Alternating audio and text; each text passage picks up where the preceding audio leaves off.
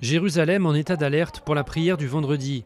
Plus de 1300 policiers ont été déployés dans l'est de la ville et au pied de l'esplanade des mosquées qui cristallisent depuis plusieurs semaines les tensions entre extrémistes juifs et palestiniens. Ces troubles ont fait un 10e mort vendredi, un étudiant juif percuté 2 jours plus tôt par un Palestinien au volant d'une voiture bélier. Dernier jour de campagne avant le référendum.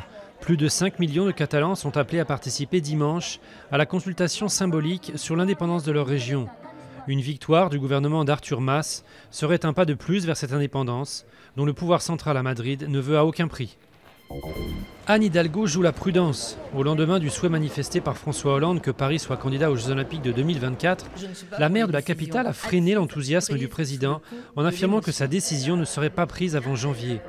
Madame Hidalgo paraît plus favorable au projet d'exposition universelle en 2025, alors que Paris a connu récemment 2 échecs dans ses candidatures aux JO de 2008 puis 2012.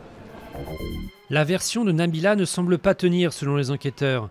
La starlette a été placée en garde à vue dans la nuit, soupçonnée d'avoir blessé au couteau son compagnon. Elle affirme qu'ils ont été agressés par des individus, mais de nombreux éléments de l'enquête font privilégier l'hypothèse d'une dispute qui aurait mal tourné. Une bouche sur le revers d'une main, une tomate devenue mandarine. Avec son pinceau, Ikarucho excelle dans le trompe-l'œil par son hyper-réalisme dérangeant.